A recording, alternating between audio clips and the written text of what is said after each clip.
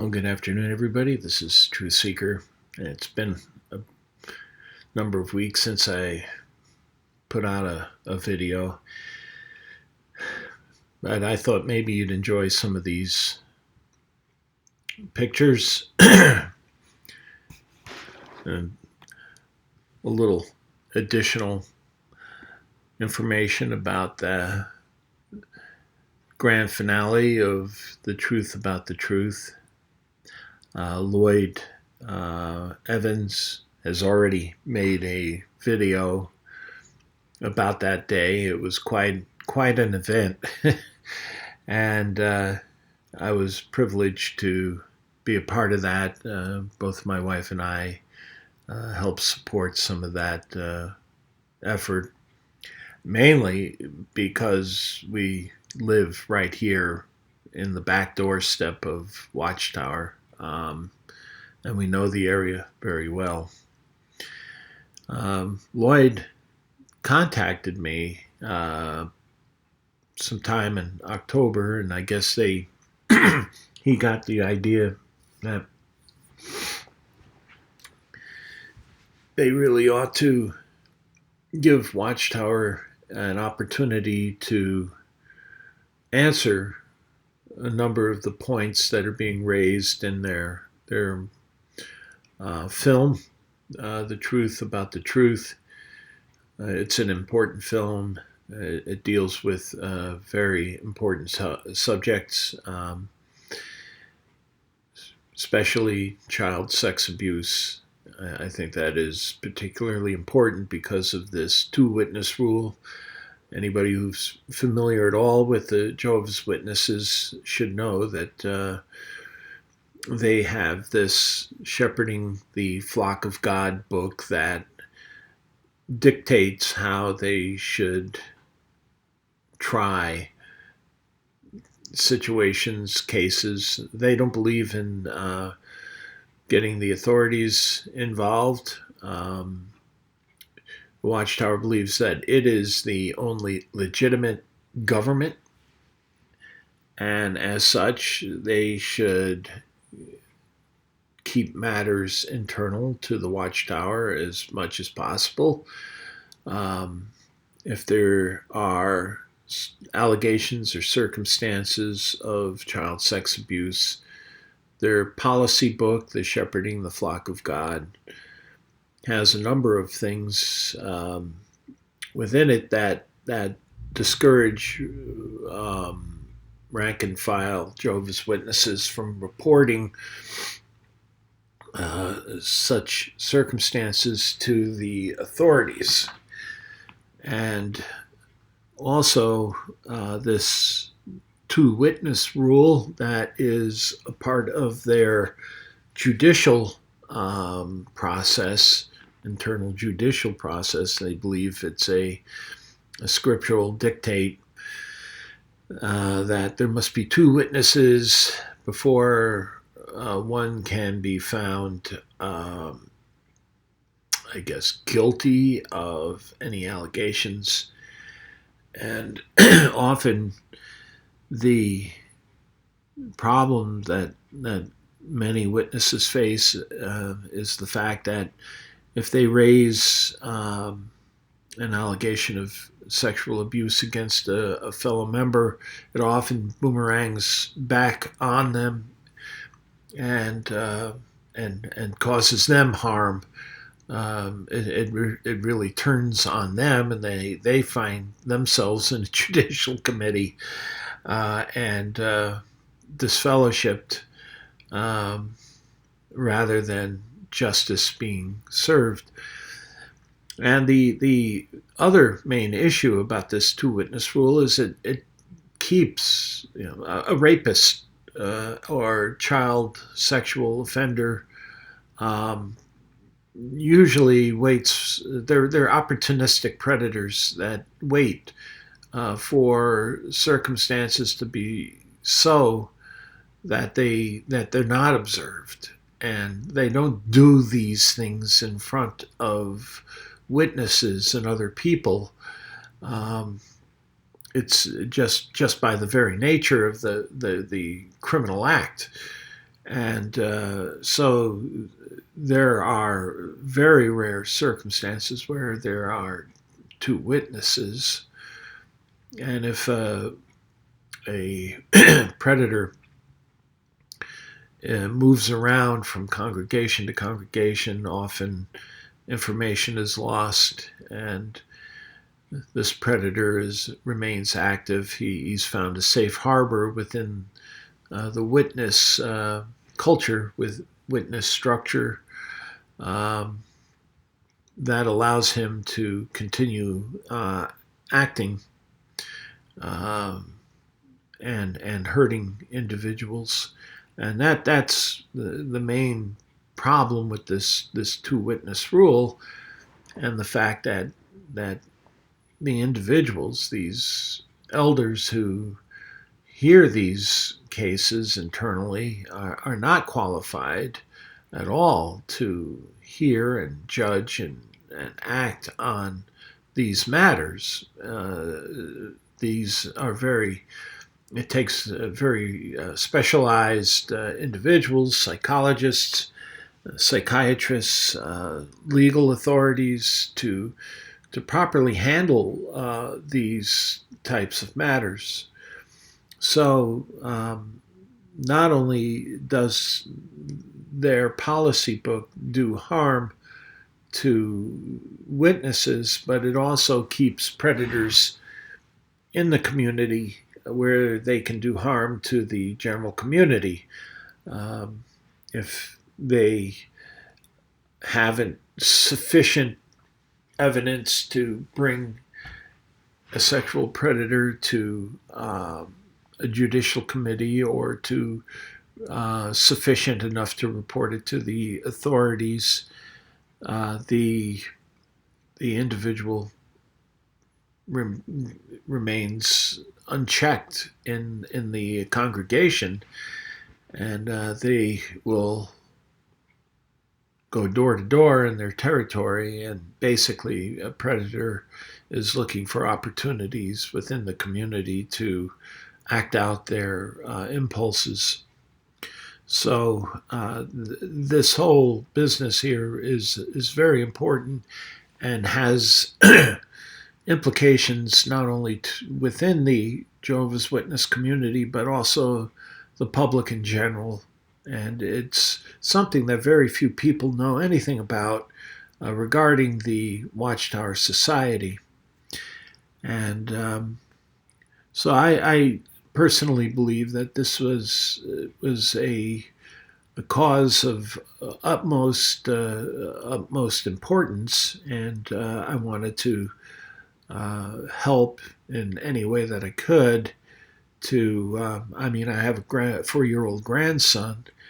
If that little boy were harmed in any way, I would be very, very. I don't know how I would deal with it, but that's really one of the main reasons that motivated me to help Lloyd in this effort. So this was definitely Lloyd's initiative.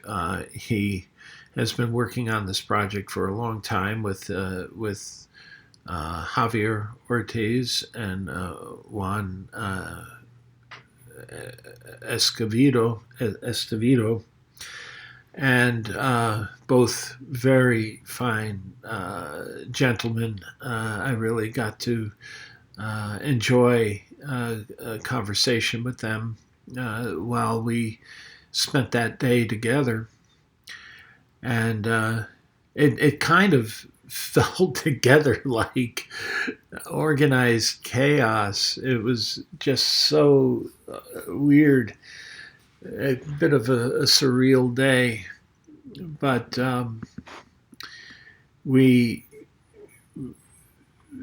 Lloyd was looking for a way, knowing that Watchtower was not going to accommodate him in answering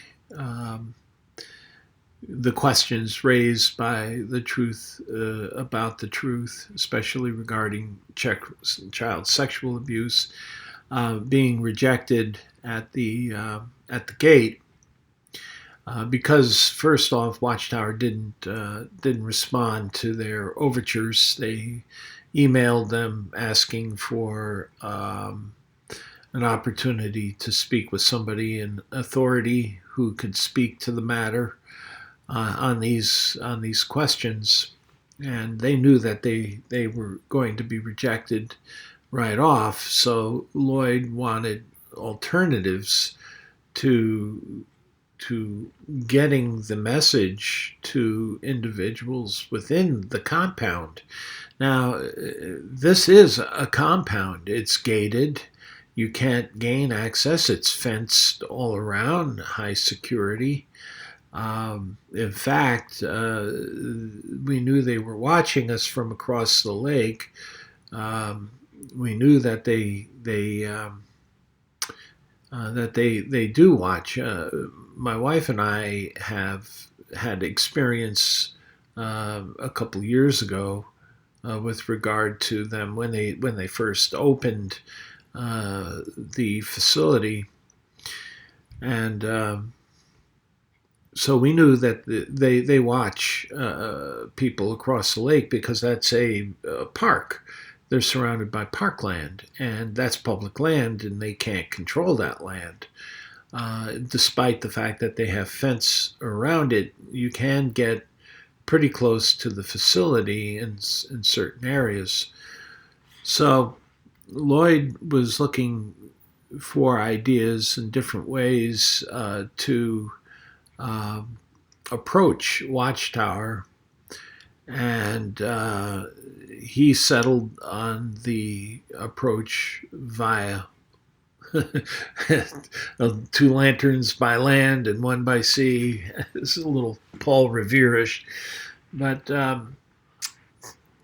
elected or opted for the boats because the lake approach gained a greater front or access to the front of the compound facing the lake. Now, interestingly enough, when you look at Watchtower, and I'm going to get my face off the screen right now,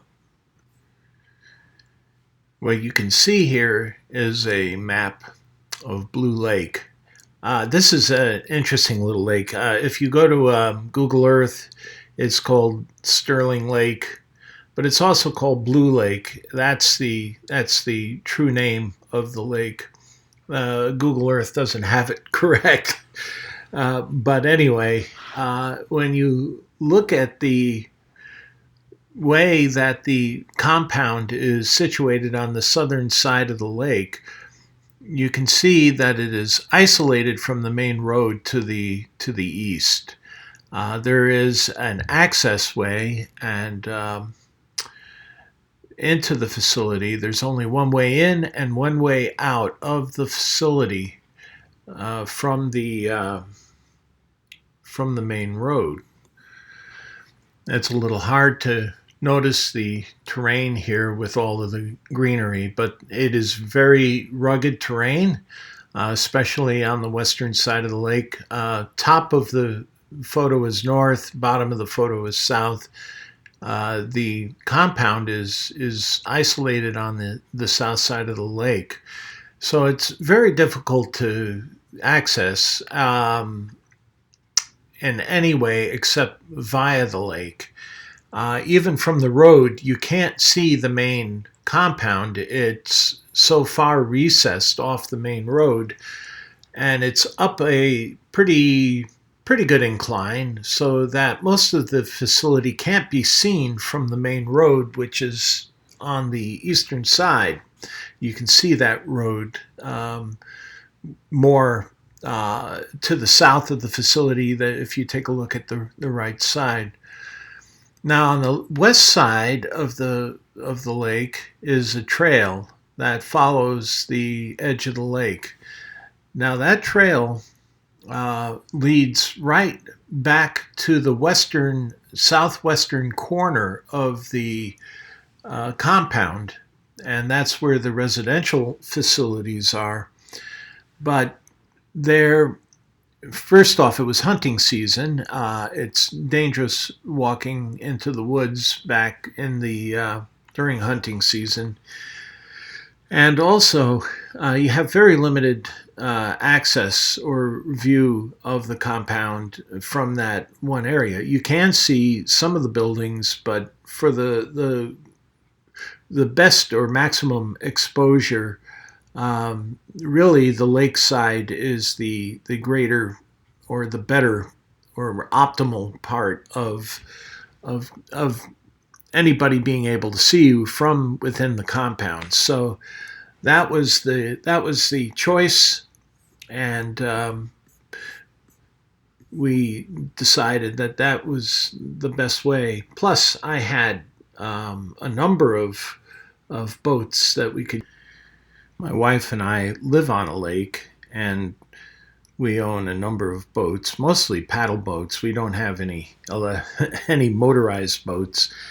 We have 2 canoes and several kayaks that we usually paddle out on our lake with, and we thought we could use these watercraft to Lloyd's purpose. And when Lloyd took a look at the photographs, he was happy that we had these boats from which to choose.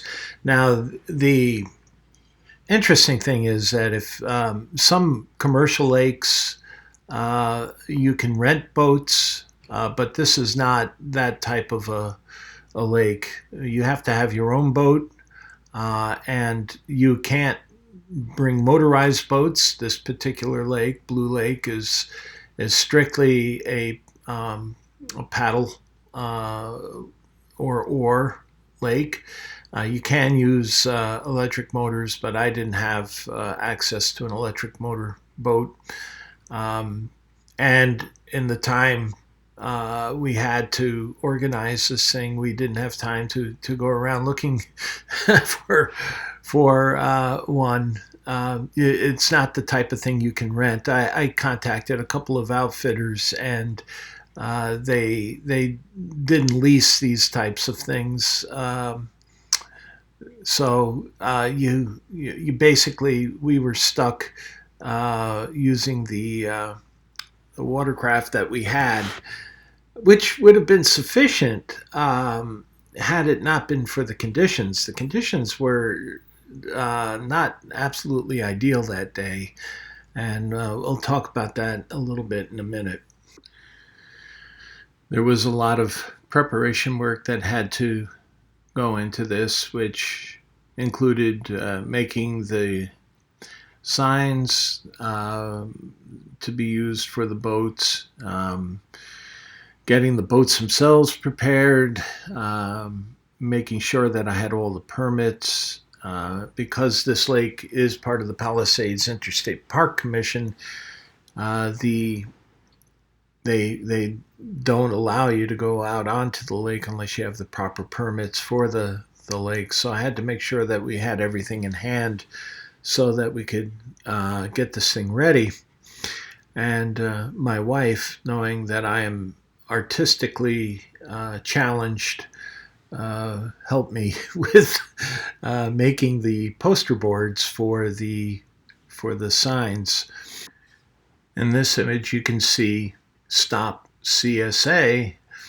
Well, I was the one that made the C, and by the time I had the C cut out, she had the rest of it all cut out. So that gives you an idea of how artistically challenged I was.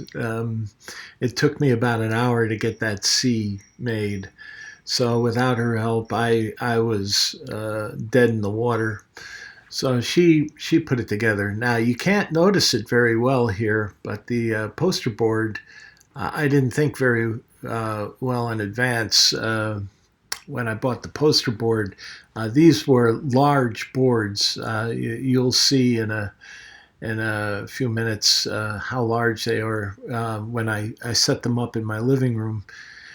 But I was supposed to pick up my grandson, and I have um, a pretty large car, and I was barely able to get the poster boards inside the car. But then I forgot I had to pick up my grandson, and so I had to fold up these boards, these poster boards, and I thought, oh, I ruined them. This is no good. But you know what? They ended up working out. We flattened them out, and you really can't notice the crinkles very badly. Um, the writing dominates. So thank goodness for that, because I thought I had ruined the poster boards. But here in these images, you can take a look at how large the boards actually were. I wanted to make sure that they could be seen. I wasn't certain how close they would actually be able to get with the canoes, so I wanted them to be seen, and we utilized every square inch of the poster board, and they were about 4 feet by 3 feet in size. They were pretty darn large poster boards. Here you can see them set up in my living room. You can see how large these poster boards were and how good a job she did. I am totally indebted to her for her help. Uh, she really was critical in getting these things put together, because there's no way I could have done it. And I had priced out a professional, and they wanted an exorbitant amount of money, and we thought, oh, there's no way. Um, but we got the signs completed the night before of our planned event. Now, on the day of the event, Lloyd, Javier, Juan, and Mark um, drove up from early in the morning, drove up from Maryland, Baltimore, Maryland, at Mark's place. And they were going to meet at my home. And I didn't know that we were expecting others. And one by one, we ended up getting people knocking on the door. And I'm like, oh, wow. We had several people come to help volunteer, and it turned out to be fantastic. Because without their help, it would have been a very difficult task. It was great. It was like a party. We had everybody together. I was a little afraid of the weather conditions, because I had been keeping an eye on the forecast for a couple of weeks, and it kept getting increasingly dire, because the weather had for October had been spectacular. It was a very warm and wonderful October, but November 8th was the day that winter began here, literally, and the wind, we were getting wind gusts up to 20, 25 miles an hour with a steady wind of 15 miles an hour. And no matter what kind of watercraft you're in, it's very treacherous when you have those kinds of conditions. And originally, the idea was to take several boats out on the water. But as a precaution, knowing that the forecast was looking increasingly dire, I had gone to a couple of outfitters and found one outfitter with. Being late in the season, they had one pair of outriggers for the canoe. I really wanted to get more, but I just couldn't get any more. in that time. But I was able to get some outriggers to fit on the one canoe, and the conditions were just such that we couldn't take any other boats out. It wouldn't have been safe. Even with the outriggers, it was a little dicey at times. From what I understand, that the canoe could have gone over without the outriggers. So it was the conditions could have been a little better. It was a sunny day, and and you'll see in an upcoming map that I have of their route. Um, Lloyd and Javier went out, and you'll see that this particular image shows the terrain a little better, and you can see how the lake is isolated or protected by encircling mountains. So all around it, the mountains kind of sheltered it from the wind a bit. But we had a caravan of cars. We were able to use a number of the cars to carry equipment. We had life preservers, paddles. We had four boats altogether, although one of them we had trouble with. It fell off the roof and didn't strap it down right, and we ended up without that particular boat. But with the other three, like I said, it was very, very, very windy that day, and it was difficult to transport these boats. Now, Watchtower was after Lloyd and Javier went to the main gate. Watchtower must have been wondering what was up and followed them out. And in this picture, you can see, we had several cars with us. There must have been, there were 9 of us all together in this venture.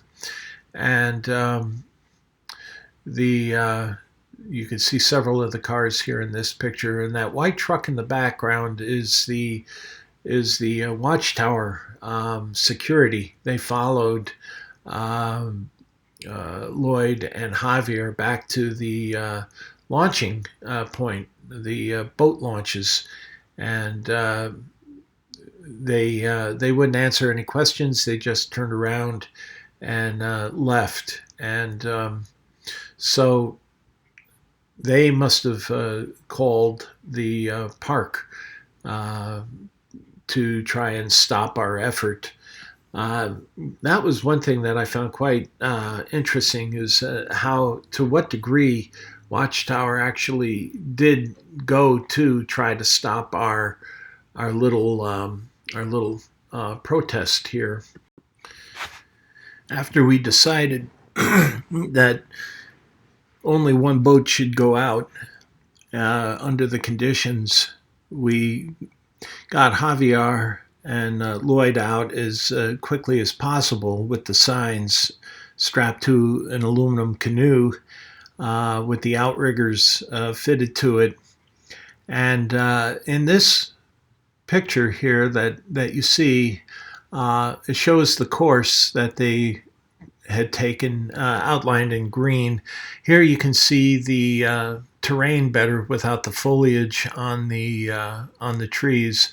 It's pretty rugged country, and those little hills there are 800 feet up in elevation, so they're pretty steep little mountains, providing shelter to that lake. So we didn't have, even though it was quite windy that day, it didn't blow quite as hard on that lake as it could have, basically because of the sheltering. And they made the pass close to, if you look on the east side of the lake, north is at the top, along with the boat ramps. IBM is the facility up there to the top right. There's a little pond on the right of the main road and IBM. So if you look at that right path, that green. That green is going out, the furthest line or green line to the east. I should have put arrows on this if I figured out how I did this in Google Earth.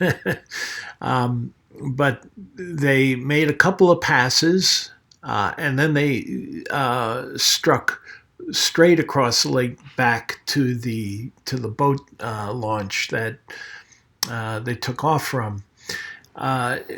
In all, they were out on the water over an hour. They indicated that they had the wind to their backs and that it was easy to paddle out to the facility. It was the return trip was not so easy, especially with the signs. They had to fold up the signs.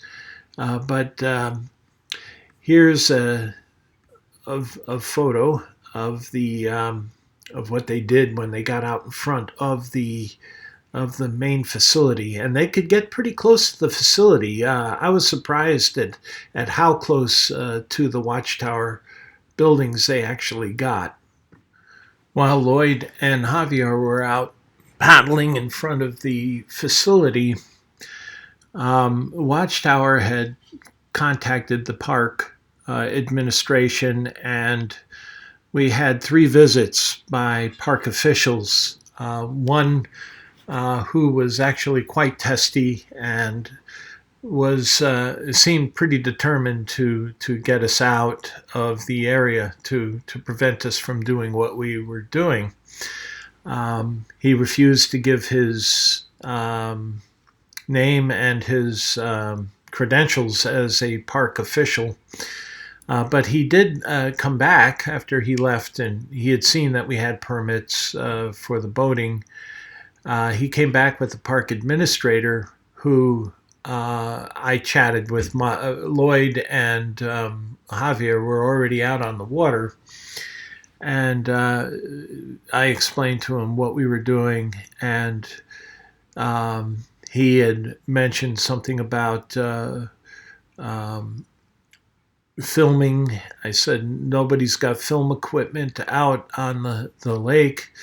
We have nothing more than personal cameras like GoPros, and there's nothing wrong with photography for personal business. And he agreed, and he didn't find any reason for us to leave the premises.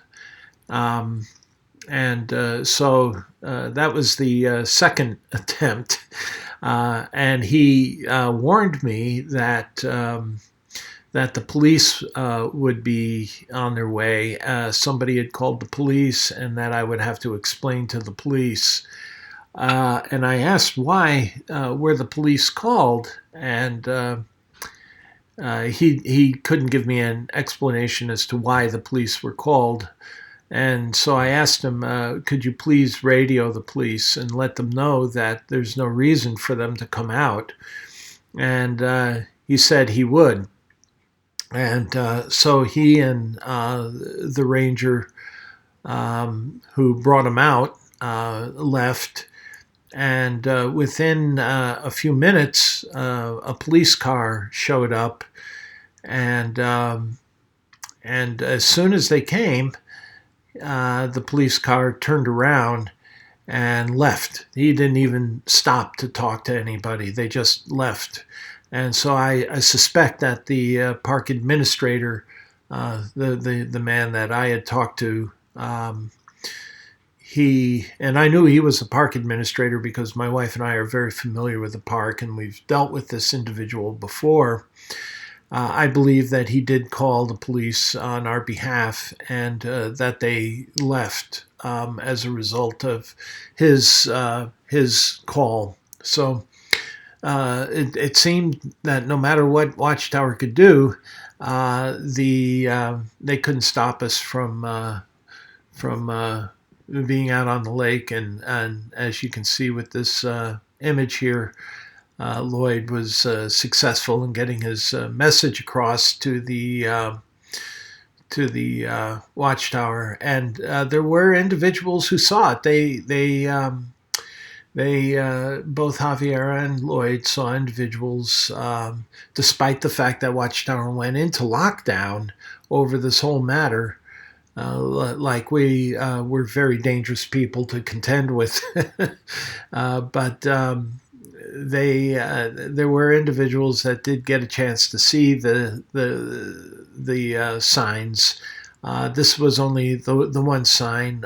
The other sign said, "We love" or "We heart JWs," because of the Watchtower's continual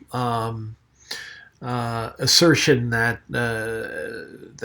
apostates can't love, that they don't love JWs, and so that was supposed to counter that.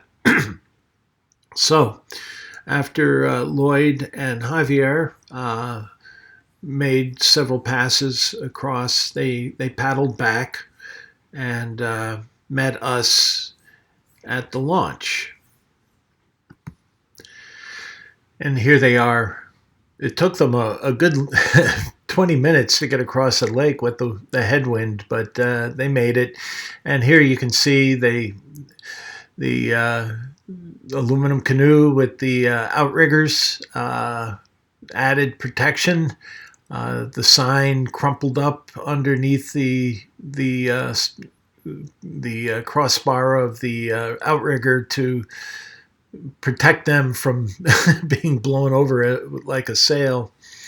And they beached and met us, and we had a victory photo where we all got together, everybody that was involved in the effort, and everybody participated. It was a great day. We really enjoyed our time. And it was a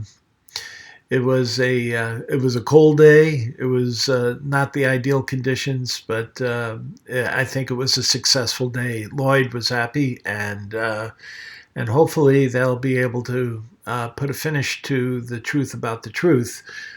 Afterwards, everybody went to a local bar and grill, where we all had a victory dinner, and we got to socialize and chat a little bit more. And I had a very pleasant conversation with Javier and with Juan and with Joe, who participated with us there. He was wearing his tight pants Tony t-shirt. Kimberly was sitting next to me, and we had a wonderful, wonderful little dinner there. And then everybody broke up. The gals that joined us during the day, they drove home. That was a long ride for them, another 3-hour ride for them back up to Ossining, New York. And Lloyd and Mark, Javier, and Juan, they stayed overnight in locally in a motel, ready for the next day's event, which was in New York City. And so that was pretty much it for the day. It was an experience I will never forget, and I think it shows me that Watchtower will go to any length to try and prevent even the smallest protest against them. They just don't accept any protest whatsoever, by anyone. In their eyes, they're wholly justified and wholly righteous. I think that they truly feel that they are Jehovah's organization, and I think that they using that they can justify just about any action that they can take or will take. That's why they even go after individual YouTubers on copyright. even though they violate copyright infringement. If you go to Paul Grundy's JW Facts, he has a segment where he shows where Watchtower was in violation of copyright laws, and yet they go after the small guy who has no ability to represent themselves legally on copyright infringements because they just can't take criticism. They just believe that they are it, that they have Jehovah's authority to do whatever they want. And that makes them, in my mind, a dangerous organization. And I was glad that we were able to beat them that day. So I think that was a moment to be remembered, because I don't think anybody has ever gotten so close to Watchtower and gotten a message across to them. You know that the governing body was aware of what went on that day. So anyway, it was great to be a part of that, and I hope you guys got to enjoy a slightly different perspective of this from the ground level, support level. And I was happy to do this, and my wife, she deserved an awful lot of credit for her artistic capabilities. So anyway, this is Truth Seeker saying so long.